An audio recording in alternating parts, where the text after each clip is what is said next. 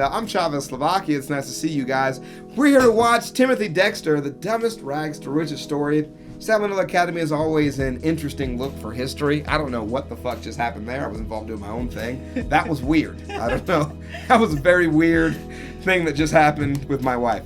How you feeling today? Sniffy? Good. You want to talk about your desk again? No, I don't want to talk about my desk. Okay, you want to talk about anything else again? No. No? I have nothing. Nothing to say? Nope.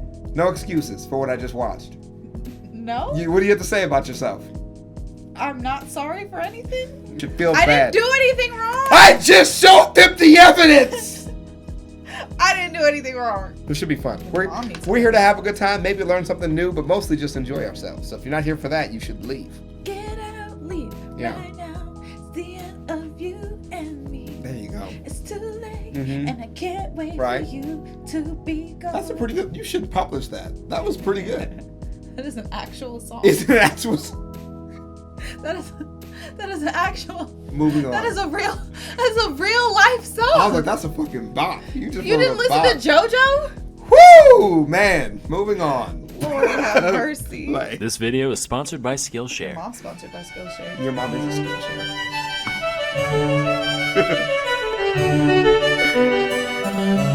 Hey kids, now we all know that fate is a fickle thing. Some of us may try to defy its will, but there's enough small businesses with Pizza Hut roofs out there to tell you that such a thing is ultimately futile. As for most of us, we tend to have our fair share of good and bad luck throughout our lives, but every now and then, Jesus smiles upon some drooling little loaf child and says, "You, my son, you shall be the one with all the figgy pudding." That child was Is it you? Timothy Dexter. Okay. Dude, this guy's twisted. This shit is twisted. Do you guys understand how twisted this shit is? Why did he make his voice like that? Bro, jeez, bro.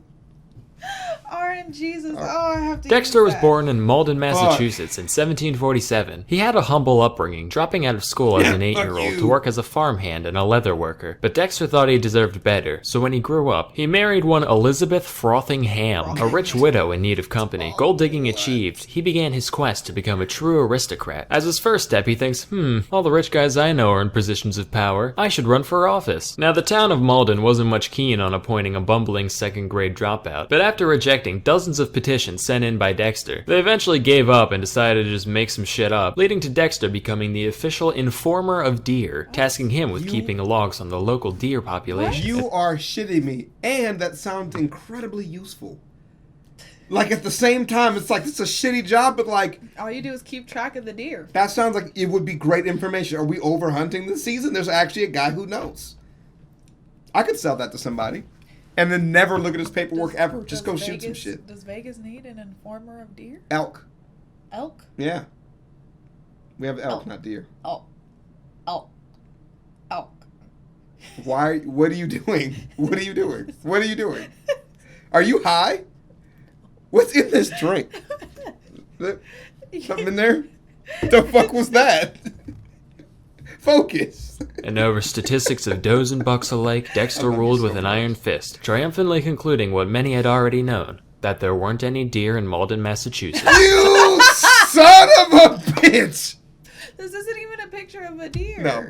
Satisfied with his political career, Dexter then set his sights on greater financial ventures. So a little history, in 1775, as part of our growing independence from Britain, the Continental Congress decided to establish their own currency, known as the Continental Dollar, real creative there. Then the Revolutionary War started, and it dawned on people that these pieces of paper wouldn't be very useful in a giant pile of wet tea and smoldering patriots, causing their value to do one of those horny eagle death spirals. Then the Congress did, that stupid thing that every high schooler learns is stupid, not invading Russia in winter, but the other one, practically making them worth less than their weight in paper and ink. And wouldn't you know it, a good portion of the Continental Army was paid with these, so by the time the war ended, many veterans were left totally destitute. The aristocrats were like, well, these grass-eating Untermensches did kind of give us a country, so whatever, we'll throw them a few cents and take this trash off their hands. Dexter was like, ooh, I'm a wealthman, I'm gonna do that too. And he spent the majority of his savings buying a boatload after boatload of the 1780s equivalent of Blockbuster gift cards. Why?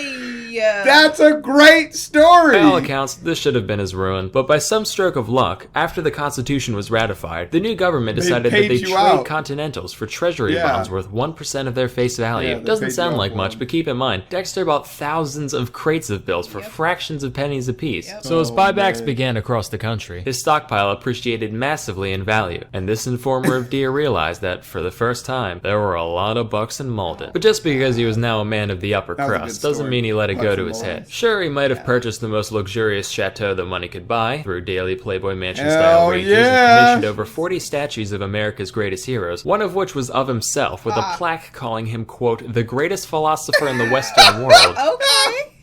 Despite his incredibly tacky displays of wealth, his contemptuous contemporaries still saw him for the loud, illiterate rube he was. So they started giving him deliberately awful investment tips in order to get him to bankrupt himself. One such piece of advice was that he should ship warming pans to the Caribbean. So like I know that they didn't like him, but damn, you want this nigga to be broke? Like messy, people back then was evil as hell. People right now is evil as hell. Your friends will call you right now and try to get you to set up for a pyramid scheme. Dude, what you do Who's friends? What you do is you pay me $500. They pay me $600.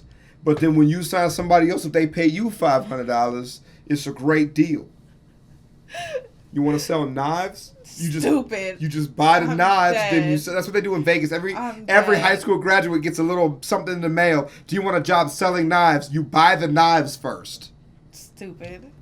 Those of you born after 1850, a warming pan's this dish on a long pole that you fill up with hot coals to warm up your bed. Not much use in a tropical paradise, but Dexter was undeterred by such frivolous things as logic. Went ahead and sent over 40,000 of them to the West Indies. When they arrived, the locals didn't really know what they were looking at and decided to use them as ladles for the sugar and molasses refineries. And by the end of it, Dexter sold every single one at a markup of nearly 80%. Jesus! Oh God, this guy is crushing it!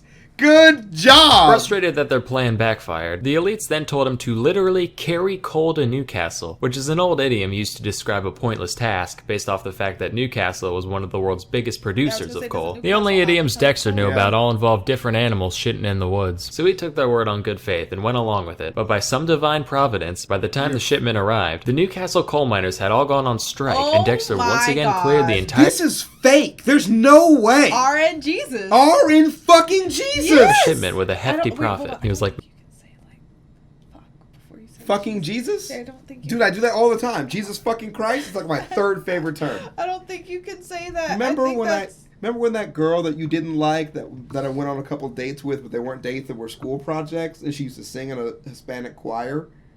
No. Man, you used to tell that story all the time on the channel, so you've grown up a little. But we were doing a project, and we got an A on the project, and I had slept through part of the project. I didn't remember. And then she showed me how much work she did to finish it in my truck. And I looked at it, and in front of her face, I said, Jesus fucking Christ, this is beautiful. And she was like horrified. And I was like, oh, I remember her now. Yeah. Yeah. She's married now. She was a whore. She was definitely the opposite of a whore. The very Christian, met her grandmother. Disagree. You know, but it's all good. Man, I am so smart. By this point, he was pretty confident in his speculation skills, so he started making seemingly far-fetched ventures all by himself. Wow. One time he had a bunch of stray cats rounded up for basically free, which sounds like herding cats, but what do I know? And he sent them to the Caribbean, where they were gobbled up en masse. Not like eaten, but purchased to deal with all the rat infestations. In another instance, he bought up just about every whalebone in Boston. And coincidentally, at the same time in France, men started wearing corsets too for some reason. Demand went way up, Dexter's laughing. Now, from an outside perspective, at the end of the day, Dexter was a very shrewd merchant. So at this point in my research, I was like, wait a minute, is he smart? Then I learned about his life outside of business. Dexter considered himself extremely knowledgeable on just about every topic. Keywords, considered himself. For example, he once stumbled upon a guy painting a sign to go along with the newly built statue of Jefferson. And when he saw that the sign called Jefferson, the writer of the Declaration of Independence, Dexter lost his frickin' mind and insisted that Jefferson did not pen the DOI, but rather the Constitution. Spoiler alert, not remotely true, he was in France at the time. An easy mistake to make today, sure, but this was only like 10 years after the fact. That's like someone today saying, Obama didn't kill Bin Laden, dumbass. That was Bill Clinton. Anyway, People do that all the time. So you're telling me those people could also potentially be millionaires given the Yes. right circumstance? Yes. I need to give them some I firmly wiggle room. believe that a lot of millionaires are stupid. Oh, I know for a fact they are. Factual facts. They don't know anything about anything. Yeah. They just have enough money They to cover up their mistakes. stumbled into money. Yeah, absolutely. When the painter refused to change the inscription, Dexter started shooting at him with a long Whoa! rifle until he complied. Real genteel. Dexter made sure to surround himself with the requisite number of weirdos to maintain this level of delusion, one of which was Jonathan Plummer, a man whom Dexter paid to be his poet laureate, writing only the most laudatory odes in his honor. There once was a man from Malden who thought that his wiener was baldin. He got some Rogaine and grew such a mane that when on the can it would fall in. Ew. Yep, good job. Mind you, this wasn't just your run-of-the-mill wise-and-wizened wordsmith. Jonathan sold fish for a living. And porn. He just kind of went along with the whole thing for the pocket change. Nice. Besides his entourage, Dexter occasionally spent time with the total geeds known as his family. He had 2 children, whom the New England Historical Society describes as a half-mad drunk and a completely mad drunk, respectively. And he couldn't stand his wife on account of her perceived constant nagging, to the point where he would tell guests he was unmarried and that he just had a ghost in his house. Just like, oh yeah, that's a sea hag. You know, mansion built on some old Indian shipwreck or something. Timmy. It's like that fucking meme. Oh my god, his life was a meme.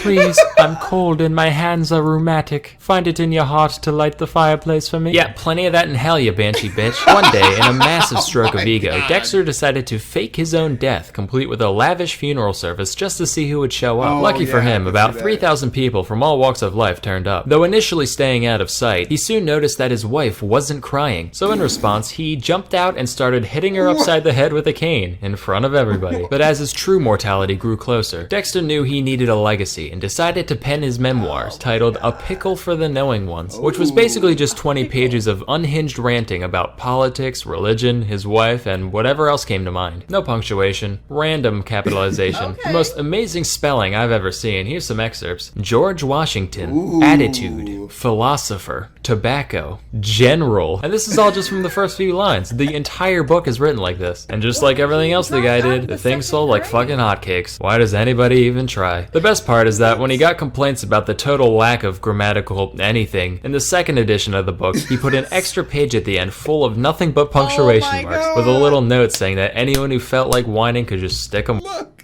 how he wrote it. God. Look at how he wrote it.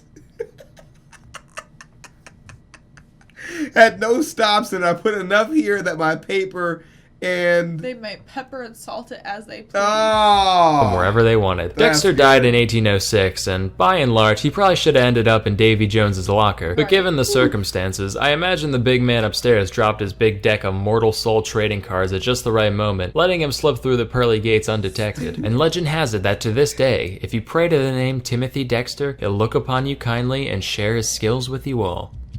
oh man, that is fucking spectacular. That was great. That was was amazing. It was better than I thought it was going to Yeah, be. same. I thought we peaked with the presidential assassination Yes, video. no, this, yeah.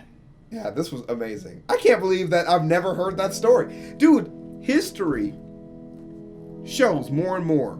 Like, as we keep getting more information, learning Right. more things, getting the raw information out, and getting different presenters that celebrate, like, the gross, scummy parts of history. Right.